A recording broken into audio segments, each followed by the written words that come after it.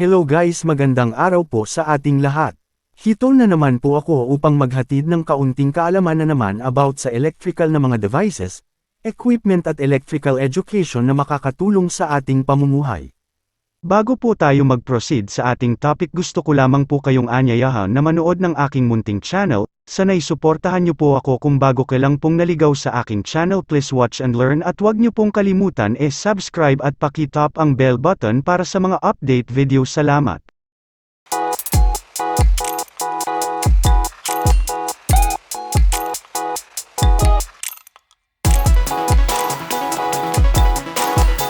Ano ang residential electrician? Ang residential electrician ay isang profesional na may kasanayan sa electrical installation, pag-maintain at pag-aayos ng electrical system sa residential na mga bahay.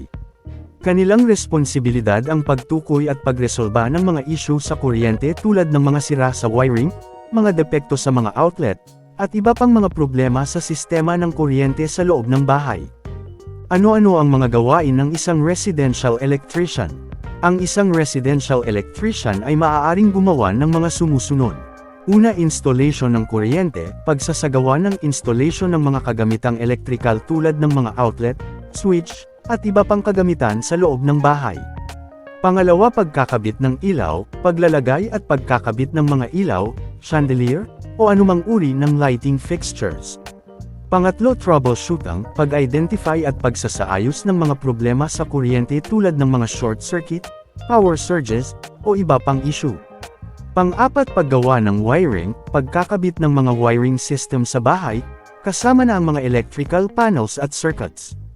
Pang-lima, pagsusuri, pagsasagawa ng pagsusuri o inspection upang matiyak na ang lahat ng kagamitan ay sumusunod sa mga patakaran at regulasyon sa kuryente. Pang-anim, pag-update, pagsasagawa ng mga upgrade sa sistema ng kuryente sa bahay, kung kinakailangan. Pang-pito, pagsasagawa ng pagsusuri, regular na pagsusuri upang tiyakin ang kaligtasan ng kagamitan at sistema ng kuryente. At ang huli, pagbibigay ng konsulta, pagsasagawa ng pagsusuri at pagbibigay ng konsulta sa mga customer hinggil sa tamang paggamit at pangangalaga sa kanilang sistema ng kuryente. Gaano kahalaga ang residential electrician sa ating pamumuhay? Ang residential electrician ay mahalagang bahagi ng ating komunidad dahil sila ang responsable sa pag-install, pag-aayos, at pagmamantini ng electrical system sa ating mga tahanan. Nakakatulong sila sa ating buhay sa mga sumusunod na paraan. Una, kaligtasan. Ang mga residential electrician ay nagbibigay ng serbisyong nagpapalakas ng kaligtasan sa tahanan. Sila ang nagtutuklas ng mga electrical issues na maaaring magdulot ng panganib sa apoy o aksidente. Pangalawa, kaginhawaan. Sa pamamagitan ng maayos na pagkakabuo at pag-aayos ng electrical systems, nakakabawas sila ng mga abala at pagkakaproblema na maaaring dulot ng electrical failures sa bahay. Pangatlo, enerhiyang epektibo. Ang mga residential electrician ay maaaring magbigay ng payo at solusyon para mapabuti ang enerhiyang paggamit sa bahay, na maaaring makatipid ng pera at makatulong sa pangangalaga ng kalikasan. Pang-apat, modernisasyon, sa paglalagay ng mga bagong teknolohiyang pang-electrical tulad ng smart home systems, nakakatulong sila sa modernisasyon ng ating mga tahanan, nagbibigay daan sa mas mabisang pamumuhay.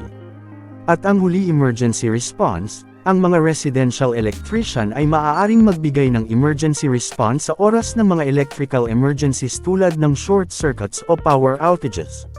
Sa pangkalahatan, ang kanilang serbisyo ay nagbibigay ng kapanatagan sa pamumuhay ng mga tao sa pamamagitan ng pag-aayos at pagpapabuti ng mga electrical system sa kanilang mga tahanan.